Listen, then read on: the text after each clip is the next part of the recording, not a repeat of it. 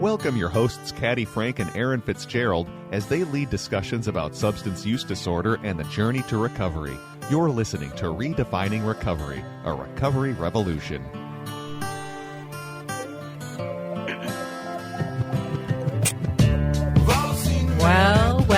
Well, here we are at the table again doing Redefining Recovery, a recovery revolution. Wow, who do I have across the table from me? Well, I'm Erin. I'm here. Wow. Usually. Hi, Erin. And who is at the other side of the table? And I'm Monique. Monique, who are you? My name is Monique Bourgeois. I'm the Chief Community Relations Officer with Nuway Alliance. How exciting. It is pretty exciting. We got an amazing guest here. Yes, thank you for being here. Thank you also to some special donors, including the Patrick and Amy Butler Family Foundation, Otto Bremer Trust, the Sauer Family Foundation, the Hardenberg Foundation, and of course all of you other donors out there. We appreciate you and would not be here without you. So thank you. And to start off the morning, Miss Caddy, tell me what's right with you. Ooh, what's right with me? What's right with me? So lovely, lovely days we have had. And, with all the rain that we had in the beginning of the season, I am just so excited to see sun, but not super hot. Just kind of like great outdoor weather. So really grateful for that, as well as my cats are really entertaining me a lot lately. They are just so exciting because I have 3 of them and they are just crazy pants. Crazy, crazy, crazy pants. And you love that. What is right with you, Miss Erin? Oh, so many things are right. First of all, this is our 25th show, so that's really exciting. Is it really? Dun, dun, dun, dun. Yeah. Here, let's do the drum roll on the table. Okay, there we go. Yeah, yay. But also, I'm just really grateful for adventures, big and little. I've got big adventures coming along, but yesterday I had a little adventure with a girlfriend.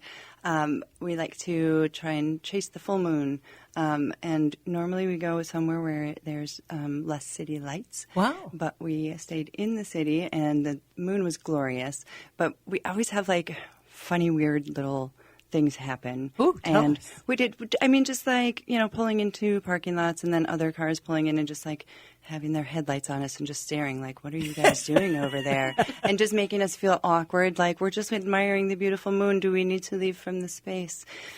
And that happened to us twice. And then another time I went into a parking lot and all of a sudden it didn't actually happen like this, but it felt like there was 6 semis that were suddenly surrounding us. But really they were just moving and I was just this is weird. It was just a full moon thing. It was a fun night. So that's what's right with me. How about you, Monique? What's right with you? Well, first of all, I love that question, and I appreciate being asked that. I think what comes to mind immediately is just having this opportunity to be here with you 2 lovely people. This is near and dear to my heart, and so to be able to talk about something I'm super passionate about and have been for a long time is just a really big honor and really keeps me grounded for my why. Why do I continue to be passionate about supporting people in accessing recovery. And so, and I also could go with, I love the weather. It's been so wonderful. And the other thing is I'm happy, healthy, and doing well in life. So that's what's right with me today. That's amazing. I love the fact that you brought up your why. As the Recovery Coach Academy kind of lead trainer, it's one of the key things that we talk about, kind of on the tippy toe around it on the first day, but then we really get into it on the second day and when we talk about motivational conversation. And it is a life-changing moment when people think about why they want to help people in the recovery community. So thank you for bringing that up. It's an awesome reminder as to why we're sitting here. Right, and where we find our space in that if we want to work in the community, because you are an ally to the recovery community. Yes. And so how did that come about? Yeah, so as you said, I'm an ally, and I have many friends, family, coworkers, acquaintances that are in recovery, and some that are still suffering from addiction. And I'm just really passionate about making sure individuals know that recovery is real, recovery is possible, and it's probable when we provide the resources, the tools, and the space for people to find what works for them and what makes their life better, healthier, and however that is defined for them. That's not for me to decide. And I really found that passion in the early 2000s. To be really honest, I was listening to Paul and Sheila Wellstone's eulogy at their funeral. Wow. And there was a man who was eulogizing Sheila, and he was talking about all her work with domestic abuse survivors when she was in D.C. And it really struck a chord with me that I was like, I want to do something in the field of addiction recovery that is truly going to change policies and impact people's lives so that people were not afraid to ask for help, seek help, and have the courage to put one foot in front of the other. And so at that point in time, I was working as a licensed alcohol and drug counselor doing direct service with adolescents. And I was like, I think it's time I go back to school and figure out how do I do that. And here I am. A few years later. A couple decades later. Sitting with you fine folks. Wow, what a story. Yeah. You know, we've talked about allies in our recovery community, and I mean, thank you for being part of the family in recovery, because it's so important.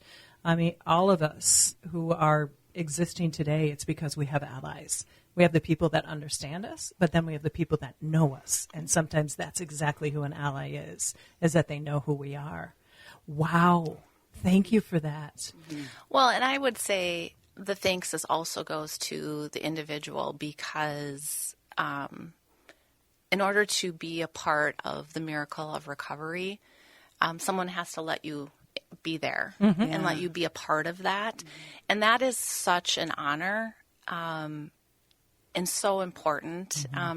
It's important to that individual, to that ally, and it's important for that individual seeking recovery as well. So I would say thank you back, because I couldn't be there if it wasn't for the individuals doing that work.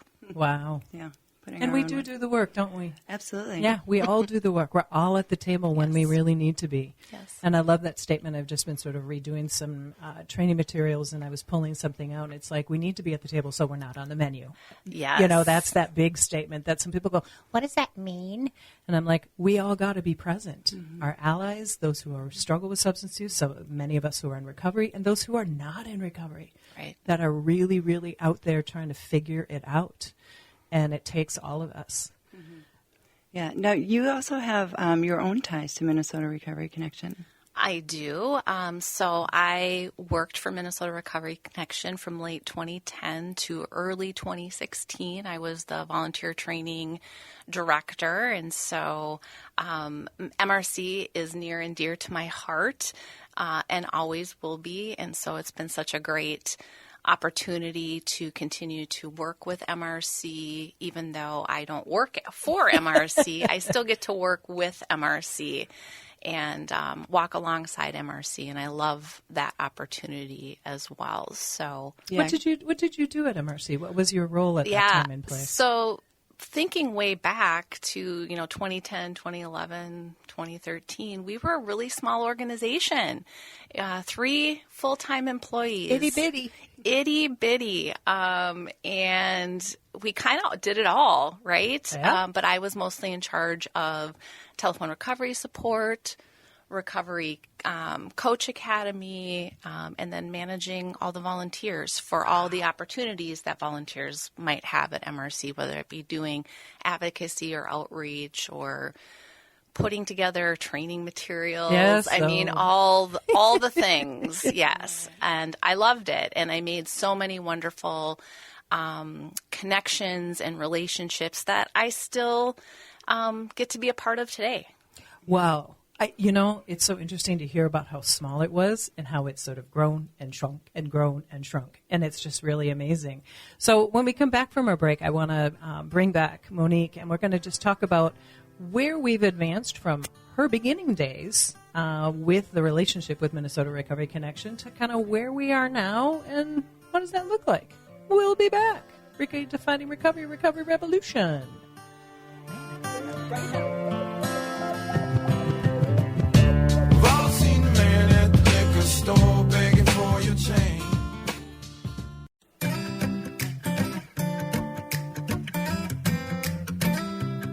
Welcome back. We are redefining recovery with Monique Bourgeois from Nuway Alliance.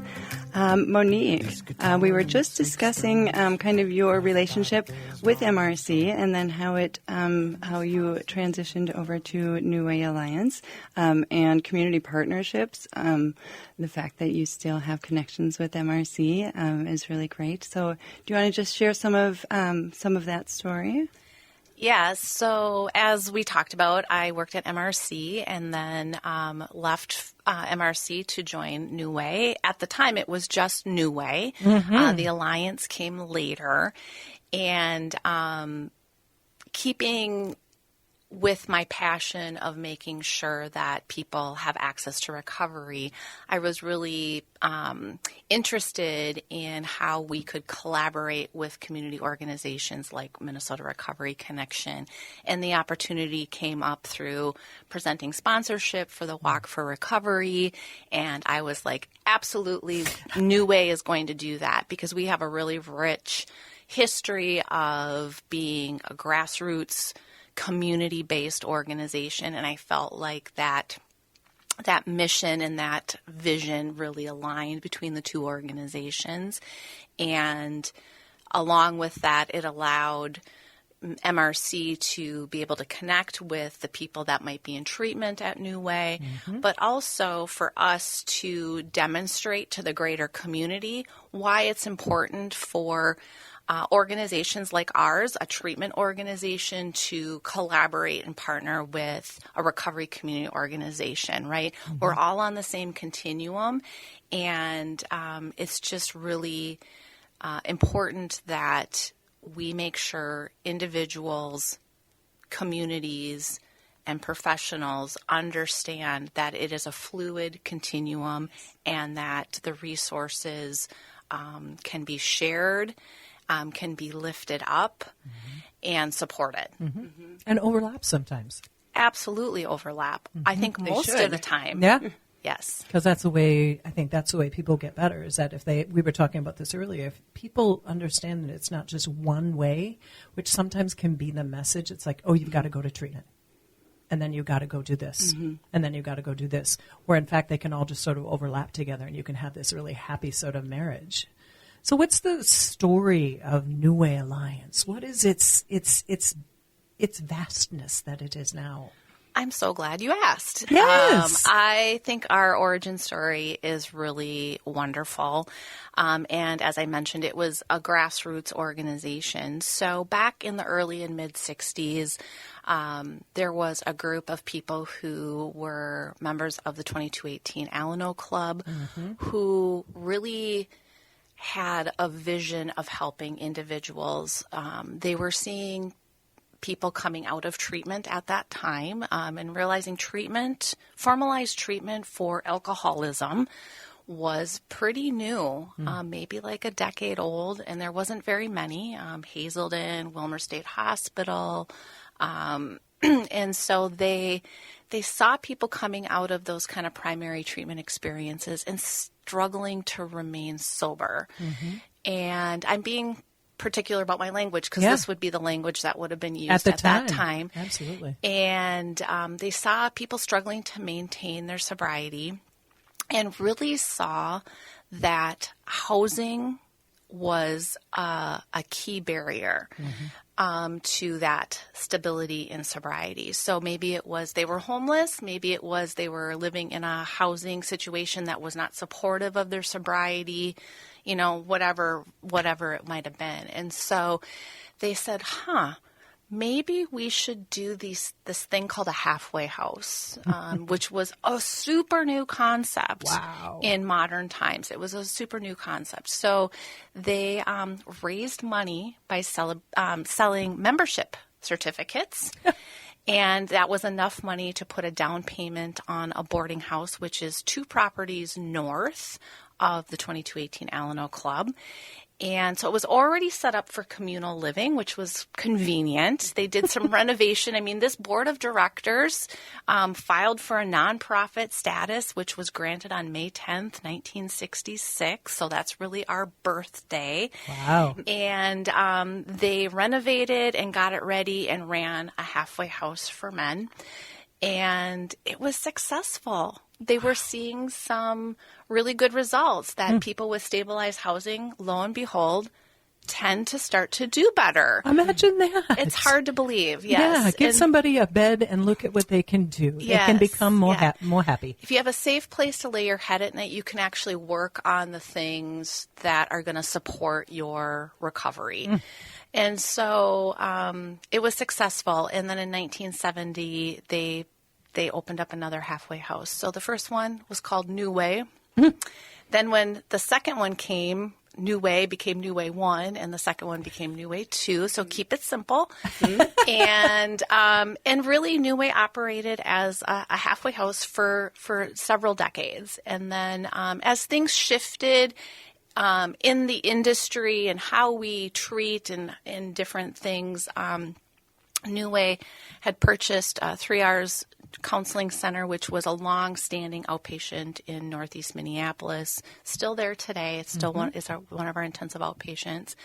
Fast forward to rate reform, and I want to go into that, but we, at that time, they kind of redesignated how we identify treatment in Minnesota. And so all of our halfway houses, well, the 2 halfway houses became medium intensity residential, which was still serving that individual that needed more time to build their foundation in recovery.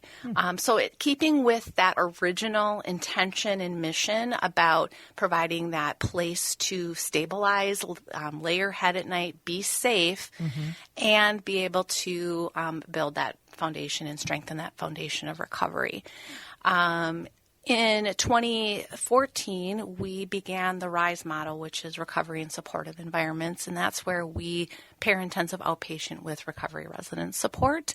Again, keeping with that vision that started back in the early 60s and that idea that still 50 years later, we still have an issue of people coming out of treatment and not having a place to live or the stability that they need. And so we started implementing that and partnering with recovery residences in the community, offering clients a choice on where they're going to live in the community that they want to live in. And from there, we expanded across the state. You certainly did. Yeah, so we have locations in Minneapolis, St. Paul, Rochester, Duluth, St. Cloud, and Mankato. You really did some major growing. Yes. But that's what people needed. They needed a space. Yeah. Yeah, I love that. I love that they had that vision. They understood that that 30 days or 28 days in treatment, that's just not it. It's not removing that substance and just that's it. We need somewhere so we can get well. So thank you to those founders for recognizing that. Just sustaining that recovery idea and model and reinforcing how if you live a life that gives you the support you need, look at what can happen. Wow. Okay, continue the story. Yes. I'm kind of on pins and needles now. Oh, please. I love that. And so we've just continued to grow because communities have asked us, like, we have a need for your services in our community. And so it's been great to be able to expand to those communities and be able to offer that level of care there. We began managing. So Nuway Alliance came about because we were starting to get requests to maybe acquire other organizations or manage other organizations. And it just made sense to create like an umbrella organization that is the parent for multiple entities that are related but also different and have their own identities. And so that was really important. So Nuway Alliance came to be in 2018, 2019. And is really the parent organization over Nuway. So the original founding organizations out there. And then we began managing another nonprofit called Cochrane Recovery Services, which used to be located in Hastings, is now in Maplewood. And we're able to help that organization sustain and now grow. And then we also purchased the Gables. So in 2020, we all remember what happened in 2020. I don't know. Maybe that's the thing. Something happened. Yeah. And so we bought a treatment center in Rochester in 2020. And so we manage that organization. Just last year, just coming up on a year ago, we purchased Aragoni East and West, which are housing support. And so that offers recovery-focused housing for men, can be longer-term housing for individuals that need that. And then just this last May, we started the Nuway Mental Health Clinic, which is offering a lot of additional mental health support right now for some of our programs as we work on rolling it out to the rest of our programs across the state. Where is that one located? So Nuway Mental Health Clinic is located in our administration building just in South Minneapolis. Right on Nicollet, right? Right on Nicollet. Okay. And but we do have a satellite site or in our Nuway Duluth Counseling Center as well. So wow. Yeah. What made that next step into the mental health realm? I mean, we all know that they are I was going to say bedfellows, but we won't use that. They are intersection. Yep. Yes, for sure. So I think for a long, long time over my career, when I entered the field of addiction recovery, substance use disorder, which is not what we called it, but substance use disorder and mental health conditions were treated completely separately, and neither shall ever cross. Yet they definitely impact one another. And, maybe on the substance use side, it's like you have to get the substance use under control before you can address the mental health. And the mental health might say, oh, no, you've got to treat the mental health because then the substance use might go away, or, because it's used to, manage mental health conditions. And somewhere along the way, people, learned more about how the brain functions and the intersectionality of the two. And we started treating them concurrently. And we have seen through the pandemic in particular, people not only put off their physical health care, but they also put off their mental health care, their care for their substance use issues, and people generally just became more acute and sicker if they survived. And so we see a number of individuals that come into our care that just really have high acuity with not only their substance use disorder, but their mental health disorder. And that results in sometimes people not wanting to stay in services that they need. Absolutely. And so in order to help stabilize, kind of like that housing piece, like you have to have a place to put your head at night to be safe. You also need to stabilize both a substance use disorder and a mental health condition, probably in order to get to the point where you can do the work. And so we just felt like it was another resource that we needed easily to access in order to help people maintain their treatment stays, to be quite honest. Yeah. Really good. I'm really glad to hear that. There's a lot of organizations out there that have co-occurring treatment facilities, but oftentimes you don't really get that mental health when you're there. And so having a specific area for that is really exciting. I like that. Yeah, I think it just it answers and validates the fact that they truly are two, I say the chicken or the egg, or which one it is. It's like, one begets the other begets the one. And if we look at a human, we are all those different parts. And so if we recognize the fact that maybe somebody had a trauma which brought them to the substance, then we have to deal with the trauma and then the substance, or the substance brought on the trauma. Exactly. I mean, it really is something that has to be looked at. I think they are two separate pieces that intertwine. Would you agree? Absolutely. I think that we're neglectful if we don't address both. And I think it's also up to the patient, the client, the individual, whatever The label, the participant, participant, to direct their care. And if we don't have the opportunity to offer that in a easy space, it's easier to walk away from that, right? It's already hard enough to address issues around mental health and substance use. So providing easy access is actually key, I think, to helping people feel comfortable and safe in doing so. Absolutely. Once they've already made that decision to get the treatment that they need, which is a huge decision, right? Sometimes if we make that choice and we don't get the opportunity to go to treatment right away, we might not go to treatment. So we've made that choice and now we're in treatment. I need that mental health, but if I don't have it available right now, like you said, I might just let it go to the wayside and it's not going to get any better. Leave treatment because it's unmanaged. Sure. Yeah, I think that's such an important part, because I think a lot of people think we'll just stop using and everything will be fine. Yeah. But then there's the whole life that's behind a human that needs to have some unfurling, some peeling away. There's generally an origin. There's generally a space where somebody's picked up a chemical to make the pain go away, or just to just feel better, but they don't even know what they're trying to feel better from. And so if we can say, you know what, maybe there's some things that we need to talk about in cahoots with why you're using your alcohol or your drugs. I mean, it's just absolutely, you both use the term intersection, and I always sort of forget that term, but it really is important. Wow.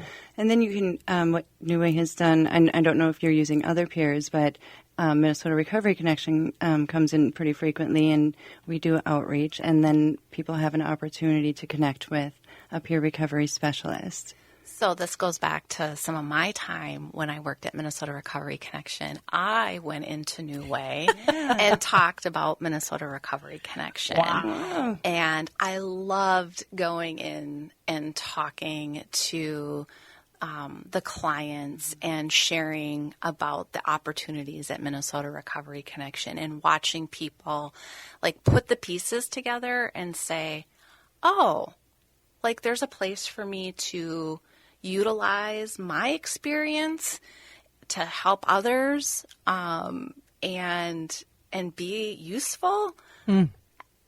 It was amazing. And so I love that it's almost like a full circle, so that, MRC still comes into some of our programs and talks about the resources, whether that be resources you need to facilitate some of your own recovery, whether that is resources to help them connect maybe people they know in their lives to something related to recovery.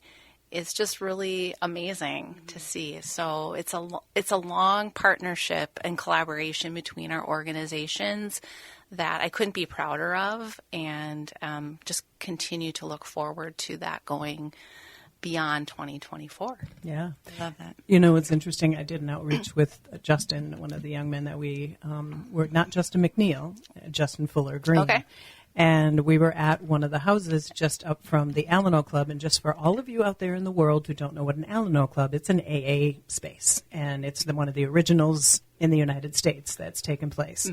Longest standing Alano Club in the same space. So I think it's been there since 1942. Yeah, long time. Long time. 2218. There isn't a person in the recovery community that doesn't at least know that exists. Yeah.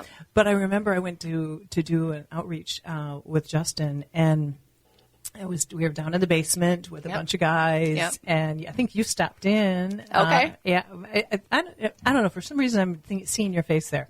Amy's Maybe not. usually there. And so it was just like all of these lights just slowly came on. They're like, okay, another company's coming in to talk about their services. And I know that that's not really what they think, but that's kind of what they think sometimes. But then, not that we're that fabulous, even though Minnesota Recovery Connection is.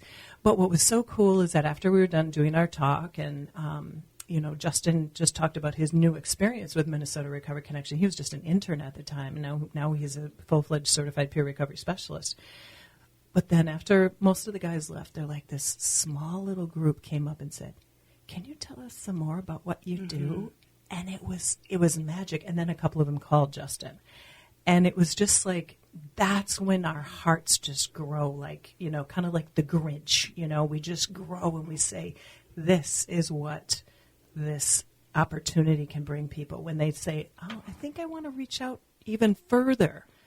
And that, I love doing outreach. I just absolutely love it. Gives me tingles, because that's part of the why for me, right? It's that opportunity of hope and betterment and seeing the light go on for some people, or re-engage.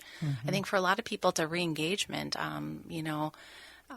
It's not unusual for someone to maybe have more than one treatment experience, and that's okay.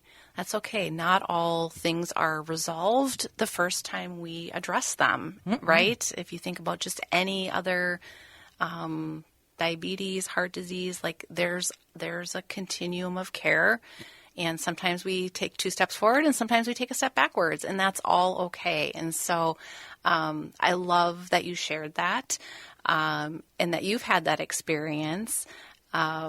It just brings back fond memories for me and some of that engagement. So. Yeah. I was at 3 Hours once prior to the pandemic.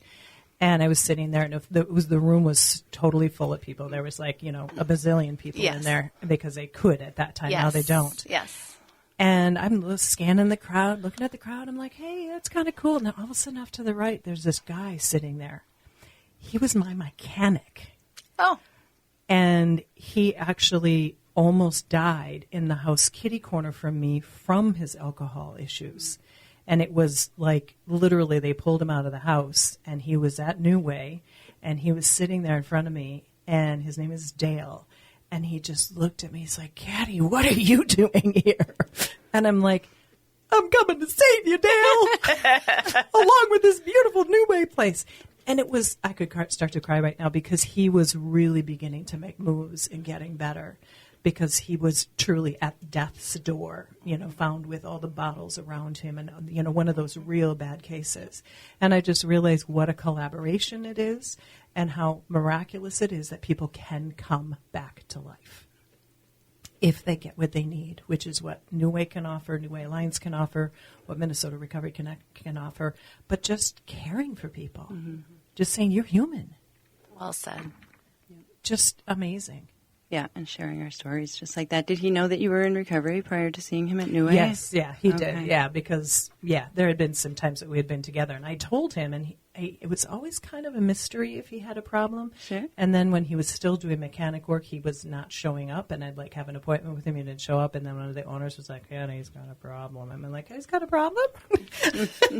So, it was interesting. And then there you were to be able to support. Oh, it's just, it's small just world. kind of, and then he came in and he started volunteering at Minnesota Recovery Connection. So that was like kind of, let's put all the pieces together. Like you said, Monique, it's like, this is a continuum of care. If we just keep sort of circling around people and give them the love, the attention, the I see you. And one of the things that I have said many times when I've been in trainings and we talk to people who've been to treatment several times, I look at them and I won't use the bad word that I've used around them, but I'm like, how darn bad do you want recovery that you're going to keep coming back to treatment time after time after time? That to me is not failure. That means you really want it, but something is still going on, and maybe it's that mental health piece. Maybe it's another part of your world that we haven't been able to pay attention to because you're too locked in something. So it just, to me, is like it's such a great way that we can just help understand people. It's what Erin and I talk about all the time with every guest that we have, and that is we've just got to wrap love and compassion around people and then see what they can do. Mm-hmm. Yeah, and just continuing to understand that it just doesn't end. What I love about Nuway Alliance is that, you have all the pieces. I'm just going to say it real quick before we go to break. You know, you've got the treatment, you've got the mental health, and you've got the housing. And those are 3 key pieces. Mm-hmm. Those are like the 3 core pieces, right? And so you're doing that, plus you've got your community partner connections, which is just incredible. Yeah. So when we come back, we're going to talk about the Walk for Recovery. When is that? September 21st. I'm the one that always says it. I looked at you guys to see it. And where is it? The St. Paul Capitol Grounds. State Capitol Grounds, yes, sirree, Bob. So when we come back, we will talk about all the beautiful things that are taking place at the Walk for Recovery with Nuway Alliance as our key sponsor for the event. Thank you. We'll be back. 'Cause without it, there's no home. And there's one thing that I've learned through this year of being alone. I can feel it in my bones.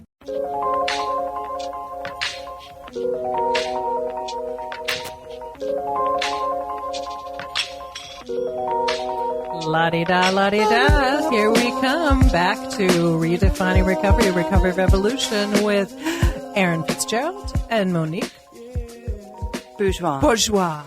I almost Lovely. said Beaujolais, which really would have been inappropriate. Such a beautiful name. There was a time in my life when I drank a lot of that. Yeah. So all of a sudden, I just had this brain Old snap. habits die hard, right? They do. Yes. My apologies, Monique. No, that's okay. I've been called worse. Monique, as she said, there aren't many of them, so here she is. Yes. Well, we're going to talk about the Walk for Recovery. Nuway Alliance is our key sponsor for that event, and we want to say thank you to them and to Monique because of that alliance that we have, this relationship that we have. It's marvelous. It is taking place September 21st from 10 to 3 at the Minnesota State Capitol Grounds. We are going to have music that Erin is going to tell us about. We're going to have a kid zone that Erin's not going to tell us about because we don't know how many. We have 8 trucks. We have a kid zone, so we've got a slide, and we have something else. I can't Bouncy remember. house of sorts. Bouncy house and a slide. We've got a little pet zone for people. We've got AFWAC, AFWAC. Ben Afquack. Ben Afquac. Okay, so He's a recovery duck. He's a recovery Yeah, the duck. pet zone is a lot of fun. I don't think that people realize that it's set up. It's not just a petting zoo. No. It's different support animals and pets and companion animals. equine therapy and stuff with horses. So all sorts of really cool things up there. Yeah, and then we have many community members, sponsors, tables, information from all different spaces and places that are coming that just present at the walk so that we can all see that there's recovery everywhere in every modality, and even the Department of Corrections is there. You know what? The Department of Corrections, having done trainings, and I'm doing one next week in Stillwater, it's an amazing place because when they begin to wrap their brains around how people who are incarcerated can come out and become better humans, we've made a huge. So anyway, I just sort of want to just toss that all out. So, Erin, why don't you tell us the music that's going to be there, and then we're going to toss it to Monique, and she's going to tell us all about the activities. Well, we've got 3 great bands that will be playing for us, including also a DJ, and then I'll just get to be your MC for the day. Yeah. That'll be fun, too. Yeah. So, tell us, Monique, what is Nuway Alliance doing at the Walk for Recovery this year? So we're really excited to introduce a fun activity within the actual Walk for Recovery event. It's called Recovery Discovery, and it is a scavenger hunt that takes place fully within the event. And a number of the sponsors and vendors of the event for MRC have agreed to participate. Before you go into it, yes, can I say that I am both thrilled and disappointed about this?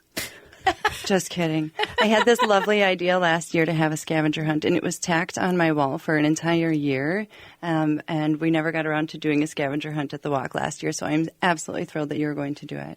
So I think that's a great example of putting something out in the universe and it coming to fruition. So always be careful of what you put out in the universe.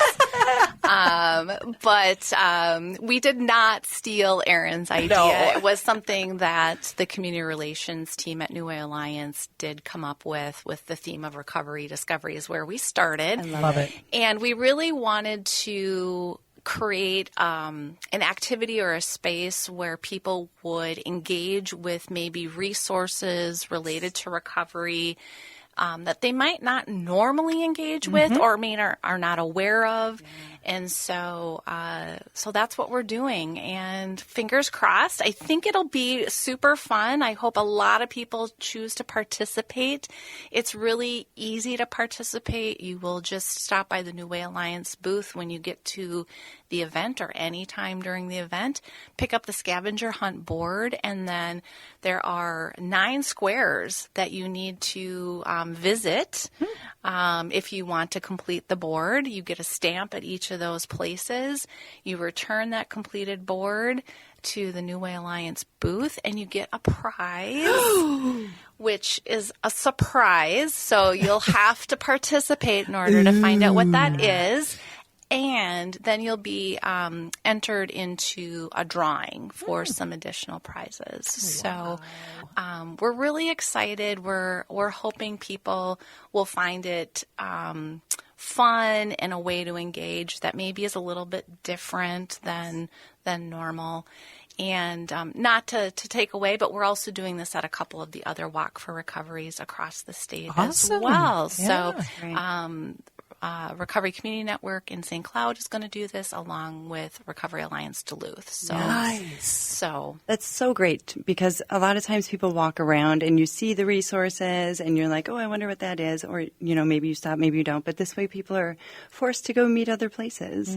I love that. And I think that it offers an opportunity to engage the vendors in a different way as well. So we're really grateful that the vendors and the sponsors that have decided to join us in this are doing it. We're just really pleased. And again, it takes a village.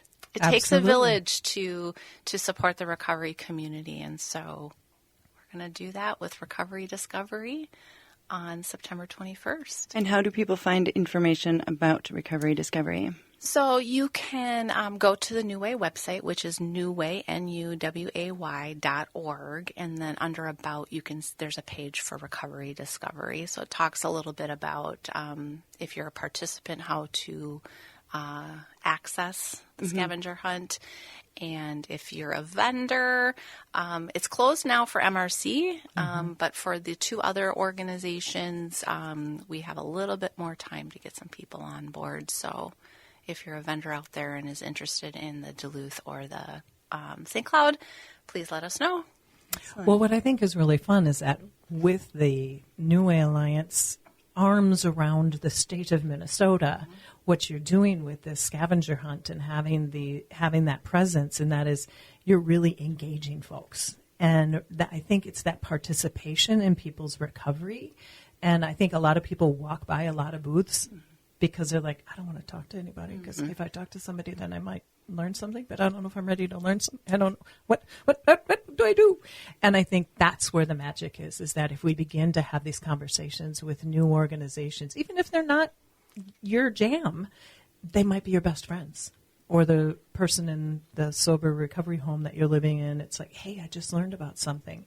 So I really think it's fun that you're doing that kind of thing, that we can at least be part of that relationship. What it makes me think of is I think a lot of people have had this experience where you've never heard of something before, and then once you hear of it, like you find reasons to hear of it again or to get connected.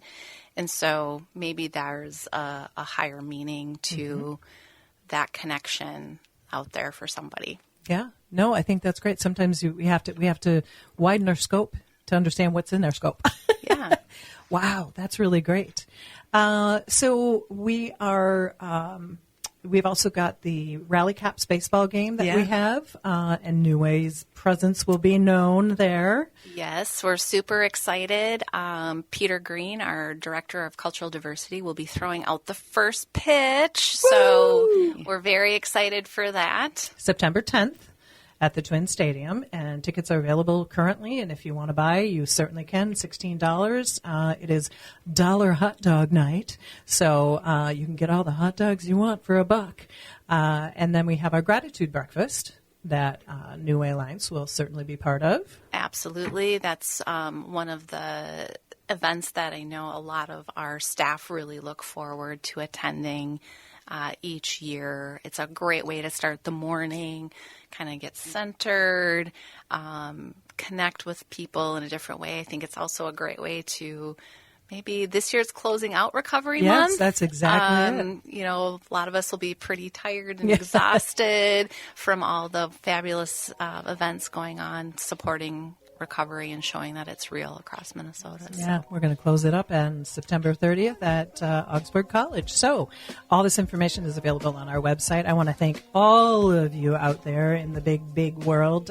Join us in supporting our mission through annual membership donors, volunteering at Minnesota Recovery Connection. You can catch all of these shows at minnesotarecovery.org or AM 950.